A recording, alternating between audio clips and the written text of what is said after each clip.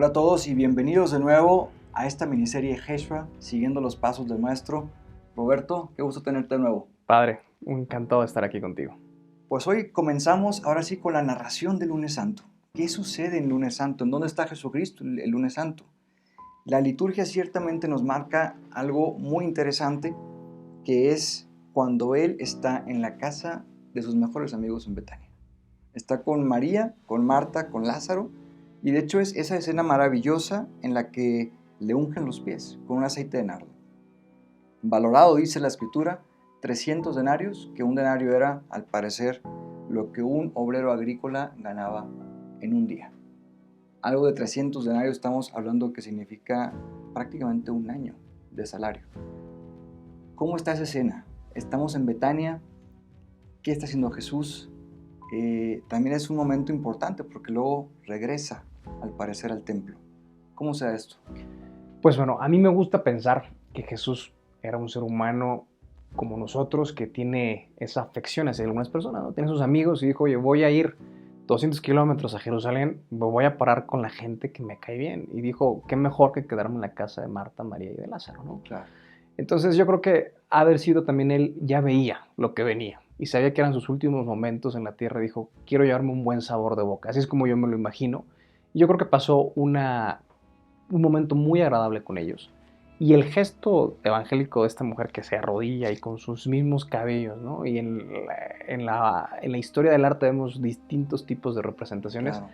Pues es la humildad, ¿no? De que ella reconoce que Jesús es el Mesías, ¿no? Y se arrodilla y le lava los pies, se los unge con estos y con sus mismos cabellos les va poniendo este ungüento, ¿no? Que Judas le dice, es que con ese dinero pudiéramos darle de comer a mucha gente. Era como un despilfarro, es como si dices, oye, ¿por qué compraste esto para desperdiciarlo? Ahora bien, interesante porque usan nardo. ¿El nardo es algo que se da por allá? Sí, es una de las, digamos, fragancias más típicas del Medio Oriente, nardo, mirra. Son distintos tipos de elementos que se dan en esa región y eran como recuerdos, perfumes valiosos dentro de la misma cultura, ¿no? Entonces era también como un símbolo de decir, te estoy ungiendo porque yo veo en ti algo que está por encima de mí, ¿no? Era Claro. Ahora, a pesar de que se da en la región, pues tiene un valor alto. Sí. Que eso es justamente toda la simbología, ¿no? De estar ungiendo los pies con una mayor cantidad de lo que yo podría ganar incluso en un año, como una especie de símbolo de decir, aquí está mi correspondencia a lo que tú vas a hacer por mí, ¿no? Sabemos que evidentemente la muerte de Cristo es totalmente de otro nivel y ella ni siquiera sabía de eso. Eso sí lo sabía Jesucristo, pero no ellos. Ahora bien, el día anterior, domingo, estaba en el templo, estuvo ahí en la purificación, que ya nos hablaste de eso. Regresa esa noche a Betania, pasando por Betfagé seguramente. Descansa, está con ellos, con esta familia que tanto quería. Y después va de nuevo a Jerusalén, Lucas. Sí. O sea, sí se da este evento de la unción, pero también va de nuevo a Jerusalén, pasando por el lugar de los higos. Sí, y ahí es donde maldice a la higuera, ¿no? Y también es como una especie de, si tú no das fruto en tu vida, si tú no haces, no cumples con tu misión, con tu vocación, con lo que tú estás llamado a hacer, también, o sea, es como una maldición, o sea, si tú naciste para algo, compártelo, ¿no? Claro. Hazlo presente, hazlo vivo. Es un poco el simbolismo de esa higuera, que era un lugar que te daba sombra, que te daba un fruto fresco, que te refrescaba en el camino. Piensa que las temperaturas en Jerusalén suelen ser muy elevadas. En el mes de marzo no tanto, porque está acabando la temporada de lluvias y está entrando la primavera y suele ser un clima Ok. muy agradable. Pero por lo general, el resto de los meses, prácticamente desde mayo hasta noviembre, no hay una sola gota de agua. Muy árido. Es muy árido y es un clima muy seco, muy fuerte y caminar, por ejemplo, son colinas, subidas y bajadas. Entonces, por ejemplo, un día normal de una peregrinación en Jerusalén, si vas a caminar, por ejemplo, entre las 12 y las 4 de la tarde, sudas de Muchísimo. muchísimo, porque son subidas y bajadas y la gente tienes que hidratarte, tienes que hacer Ok. paradas, porque si hoy en día, con todo lo que tenemos de avances tecnológicos, puedes tomar una botella de agua, antes tienes que llevarte tu cántaro, o sea, Claro. era otra mentalidad de emprender un viaje a lo que estamos acostumbrados hoy en día. De hecho, en varias peregrinaciones yo veo también a sacerdotes que no usan negro por la cantidad de calor, ¿no? Y más bien traen blanco, por ejemplo, ¿no? Que es más fresco. Sí. Pero bueno, Jesucristo entonces maldice la higuera ahí en Betfagé, que sabemos que se seca, y también es una acción profética. Hay que entender lo que hace Jesucristo no solamente como algo malvado que le hace a su misma creación o naturaleza, sino de fondo está esto, el elemento de decir, estabas destinado a dar fruto y no lo diste. Después de ese momento, entra, y quizás de nuevo por la puerta de la misericordia, ¿no? Por el arco dorado, entra a Jerusalén, la ciudad de la paz, se dirige al templo y se encuentra con los mercaderes. Y tenemos ahora sí una escena interesantísima, porque está él y al parecer pierde el control. De hecho, muchas veces es lo que se piensa. Jesús entra en ira y empieza a sacar a todos del templo armando un látigo con varios mecates o hilos que se encontró por ahí y les dice, no profanen la casa de mi padre. Quizás nos sirva entender a este propósito cómo está configurado un templo.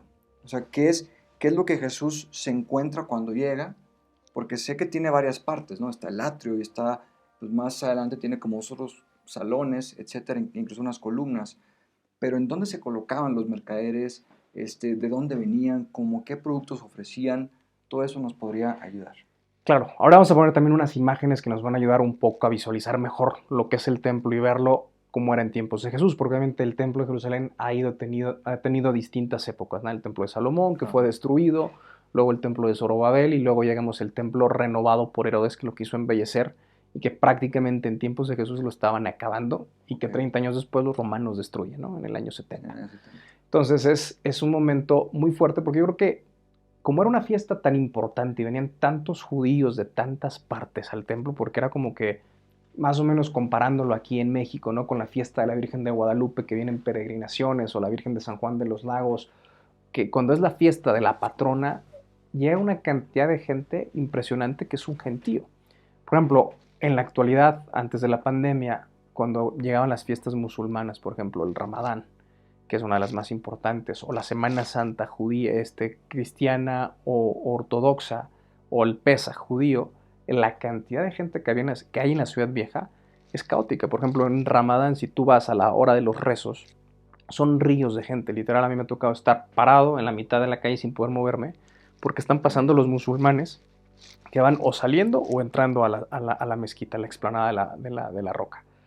Es un caos. Y yo me puedo imaginar perfectamente en tiempos de Jesús, en la Pascua, que era la fiesta más importante, judíos que venían del Líbano, de Siria, del sur del norte de África, que se acercaban hacia el templo de Egipto, que llegaban para la fiesta más importante de su religión, y que aquello era literal un tianguis, o sea, como si fuera un tianguis de martes de tianguis que no puedes, o sea, que está la gente, mírame esto más barato, piensa que también las monedas eran distintas. Entonces, una buena parte que hacían los mercaderes era cambiar las monedas extranjeras, y más o menos ahí te las cobraban, porque en el templo solamente podías pagar con un tipo de moneda. Que es la mesa de los cambistas, sí, precisamente. Entonces, precisamente estaban ahí, estaban cambiando, y luego también vendiendo las últimas cosas. Oye, voy a hacer mi sacrificio para que me bendiga Dios el próximo año, y entonces iban, porque a lo mejor era la única vez que iban al templo durante ese año, ¿no? Porque a lo mejor las siguientes fiestas ya las pasaban en su pueblo, en su región, pero en Pesaj solían ir mucha gente más de lo normal. Entonces, cuando Jesús entra y ve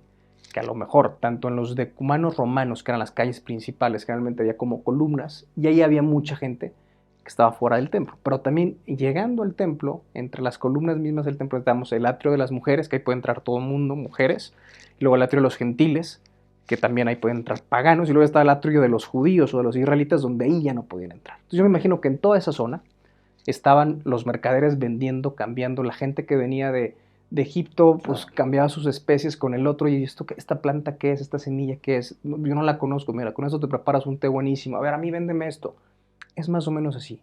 Y entonces yo me imagino que Jesús, cuando entra y ve todo eso, se desespera porque dice, dale respeto al lugar en el que estás. Si quieres vender, ve y vende fuera de la calle, pero no hagas proselitismo, no hagas aquí actividad comercial en el lugar más sagrado para nuestra fe. Claro. Por desgracia, también hoy en día, por ejemplo, el Santo Sepulcro, que es uno de los lugares más santos y más emblemáticos, la iglesia más importante de nuestra fe, porque ahí resucitó Cristo, a mí a veces me daba pena entrar a ese templo por la cantidad de cuchicheos, de gente que no sabe qué es lo que está pasando. Y a veces decías, es que es el lugar más sagrado y la gente no respeta. ¿no? O sea, no está el guía explicando, estás preguntando, quieres conocer. Como algo semejante quizás a lo que en ese momento Jesucristo Claro. experimentó, ¿no? Ahora es importante aquí subrayar, yo creo también, Roberto, o sea, si Jesucristo se enoja, no es precisamente porque a Él le esté molestando aquello, es porque ama tanto al Padre que dice, no es posible que le estén haciendo esto a su casa, ¿no? A su hogar. O sea, la acción de Jesús, aunque sea una acción de ira propiamente, en la que parece, entre comillas, que ha perdido el control, es una respuesta de amor al Padre, ¿no? En donde quiere darle lo que se merece. Y quizás, pues sí, no se merece ese tipo de cosas, o un mercado con cambistas y con palomas y con ruido en un lugar que en sí es sagrado.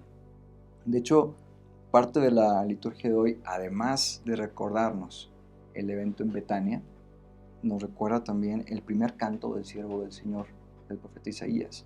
Ayer domingo fue el tercer canto. Ahora se regresa al primero y dice, capítulo 42, mira a mi siervo a quien sostengo, mi elegido en quien se complace mi alma. O sea, está hablando realmente de Jesucristo que está ahí. Está complacido el Padre en él. Y sabe que en él ha puesto todo. He puesto mi espíritu sobre él. Llevará el derecho a las naciones.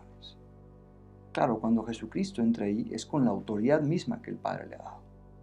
Y se encuentra con esto cuando el día anterior había sido recibido con eso, caravanas, hosana, toda la gente, coronado como rey, la purificación en el mismo templo, que ya vimos entonces que hay un atrio, que está un lugar más sagrado y que luego está el santo de los santos.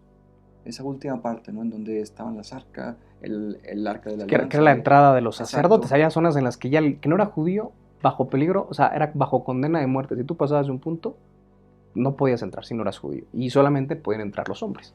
Y había una parte reservada, el Santa Sanctorum, lo que era la parte de los sacerdotes, donde solamente los de la tribu de Leví, los levitas, podían entrar a ese recinto. Y al Santa Sanctorum solamente podían entrar una vez durante la fiesta del Yom Kippur, que suele ser septiembre, octubre, dependiendo del calendario judío, va variando, y solamente pueden entrar esa vez. En tiempos de Jesús, obviamente, ya los objetos más importantes de la religión judía que se guardaban antaño no existían, porque con el exilio de Babilonia, la destrucción, se perdieron muchas cosas. Simplemente tenían la mesa de los panes ácimos y era más como un recordatorio. Claro. Hablabas ahora hace poco del Pesaj. ¿Qué es en concreto esto? Bueno, el Pesaj es la palabra judía de lo que significa en nuestro término la Pascua, ¿no? Que es el paso, ¿no? De que salen de Egipto, que salen liberados, ¿no? Porque el pueblo judío en su historia han sido todo el tiempo esclavizados y liberados, esclavizados y liberados. Así es como es. una catarsis que se da en su historia propia, ¿no? Y el pueblo itinerante, de hecho, una cosa que me llamó mucho la atención de los saludos típicos entre judíos desde tiempos de Jesús, el próximo año nos vemos en Jerusalén, ¿no? O sea, era como que un anhelo del judío poder recuperar esa Jerusalén que perdieron, digamos, en el año 70 con la destrucción de los romanos. Claro. Entonces, un saludo típico era eso, ¿no? Era el anhelo de poder estar. Y en el Pesaj recuerdan cómo fueron liberados por Dios de la esclavitud del pueblo egipcio cuando se abre el mar y pasan por en medio de ello. Y por eso todo el tema de la comida misma, del ritual que se hace ese día, es un recordatorio de que se come, por ejemplo, panes sin levadura. ¿Por qué? Porque era una cosa que tenías que comer rápido, no tenías tiempo de prender el horno, o sea, prender el horno de leña. Recordando a cuando escaparon de los egipcios. Sí, que tenían que salir rapidísimo, porque si no, pues iba a llegar el faraón, se iba a arrepentir y los iba a matar, que fue lo que pasó. El faraón dice, no, ¿cómo voy a poner a todos mis esclavos? Así es. Y sale tras ellos, ¿no? Entonces, ya después, cuando se acerque más la plática sobre la preparación de la Pascua, podemos hablar sobre, digamos, el orden de una cena de Pascua judía, de un Pesaj, porque tiene muchos elementos que también están metidos inclusive en nuestra propia liturgia cristiana. Claro, ¿no? Y creo que es interesante porque Jesucristo mismo lo vivió, él siendo judío, Sí. ¿no? Aprender de lo que es esa cena, ¿no? El Seder tan importante para ellos, que incluso el Jueves Santo, esa última cena, sigue muchos pasos de esos, ¿no? Donde están las copas, donde están los panes, donde están las hierbas amargas, el agua con sal, en fin, tiene muchos elementos que estaremos también pronto profundizando ese día el día previo, miércoles, que es cuando Jesucristo manda a preparar la cena, pues estos elementos también saldrán, ¿no? Y es conocer más a fondo lo que Jesucristo vivió como hombre, porque él también comía, o sea, él también decía, este pan me gusta, quizás, o aquel está medio pasado de tueste, ¿no? O quizás, no sé, el aceite de oliva está mejor hecho este que el otro, qué sé yo. Creo que todos estos elementos nos ayudan a conocer y a tocar más a fondo el corazón de Jesús como verdadero hombre, que es verdadero Dios. Tenemos también en la liturgia de este día el Salmo 26. Es un salmo que conmueve el corazón tremendo porque es la súplica de quien se sabe inocente ante el Señor. Es realmente maravilloso contemplar a Jesucristo entrando en el templo, celoso por el amor de su Padre, que a veces podemos decir, no se sintió culpable ante tal movimiento de ira. Sin embargo, el Salmo lo que canta, lo que recita es alguien que se sabe inocente ante el Señor. Aunque los demás lo culpen, aunque los demás lo juzguen, Él lo hace por amor. De ahí que comienza el Salmo, hazme justicia, Señor, pues camino con integridad y confío en el Señor sin vacilar. Jesucristo que viene de Betania, que maldice la higuera, que va al templo y saca a todos, como que tiene dos actos proféticos ahí que ya dicen bastante. Hay que saber dar fruto unidos a la vid, y nos lo recuerda bastante en Juan 15. Después de que está en el templo, de que voltea las mesas, pues quizás el mismo templo se fue ordenando, ¿no? También está ese encuentro que tiene después con los judíos, en donde les dice, si ustedes tiran este templo, yo en 3 días lo voy a reconstruir. Que no lo entienden. Claro. ¿Por qué no lo entienden? ¿Cuántos años tardaron los judíos en levantar ese templo? Digo, eso es un tema, o sea, el templo de Jerusalén, como te mencionaba antes, en tiempos de Salomón fue el más majestuoso, el más grandioso, y fue destruido. Después Zorobabel lo vuelve a intentar, después de cuando salen los que regresan del destierro de Babilonia, y más o menos hizo algo, y Herodes dice, yo voy a hacer algo impresionante. Herodes fue un personaje muy problemático también en muchos factores culturales, porque no era 100%, digamos, no representaba el judaísmo religioso, ¿no? Sino que era más pagano, le hacía la barba a los romanos, pero en la parte de la ingeniería y de la arquitectura era un crack, maestro. O sea, era un maestro. O sea, lo que hizo en Masada, lo que hizo con el mismo templo de Jerusalén. De hecho, hoy en día muchas de las piedras de lo que es el muro de los lamentos hoy en día son de las piedras de tiempos de Herodes, ¿no? ¿Y lo de Masada qué es? Masada era, digamos, su palacio de invierno que estaba al sur, una fortaleza que él construyó, es una montaña natural, y después él construyó un palacio de invierno, y es una de las también obras de ingeniería más importantes, y también ahí fue uno de los episodios más emblemáticos de la historia judía cuando llegan los romanos. Digamos, fue el último de los últimos bastiones que protegieron los judíos para no ser derrotados por los romanos. Los romanos acaban con ellos, pero ellos, digamos, se asesinan entre sí mismos, se suicidan para no tener que caer esclavos de nuevo a manos de los romanos, ¿no? Pero bueno, eso en cuanto a ingeniería, inclusive su misma tumba, el Herodium, que está cerca de Belén, de hecho hoy en día se ve y parece una montaña. Él mandó construir una montaña para hacer su tumba, sí. O sea, hacer un mausoleo y que la gente lo viera. De hecho, él escribió que el día que él muriera, una cantidad, centenares de esclavos fueran ejecutados en el hipódromo de Jericó para que alguien llorara su muerte. O sea, era un tipo que estaba un poco loco, pero en la parte de la arquitectura y la ingeniería hizo cosas maravillosas, y una de ellas fue el mismo templo. Entonces yo decía, lleva este cuate construyendo el templo 30 años, remodelándolo, haciéndolo más bello, y tú dices que lo vas a construir en 3 días, tú estás loco. Y eso fue uno de los motivos más importantes por los cuales los sumos sacerdotes, los escribas, los fariseos, acusan a Jesús de eso, y lo ven como una blasfemia. Claro. ¿No? Porque sí, eso será parte de lo que quieren justamente acusar para matarlo, ¿no? Para que Herodes dicte una condena, que ya veremos cómo Herodes incluso lo encuentra inocente. Y si yo no encuentro culpa en este hombre. Jesucristo pues acaba, yo creo que esta jornada extenuado, ¿verdad? Después de caminar de allá, después de incluso intentar restablecer el orden en la casa de su padre. Yo creo que decepcionado también de ver cómo con la religión se hizo un negocio, ¿no? Por decirlo así, de que los cambistas, inclusive hasta los mismos, que yo me imagino que la derrama económica en la ciudad en esa semana era bárbara para los locales, ¿no? Porque venía gente de tantos lugares y había tanto comercio, tanto trueque de mercancías, de objetos, de todo, que inclusive hasta con lo más sagrado se convertía en un mercado. Yo creo que Jesús dijo, ¿a dónde está llegando mi pueblo? Así es. De hecho, creo que es el Evangelio de San Lucas en donde, sobre todo ahí, en donde dice que se queda mirando de lejos a Jerusalén. Y dice, si hubieran entendido quién estaba entre ustedes. Como un poco profetizando la destrucción del año 70, ¿no? Y llora por Jerusalén. O sea, Jesucristo siente el dolor de su pueblo. Siente cómo los corazones se alejan de Dios. Intenta restablecer no solamente el orden en el templo mismo, quitando a los cambistas y a los mercaderes, sino queriendo transformar los corazones.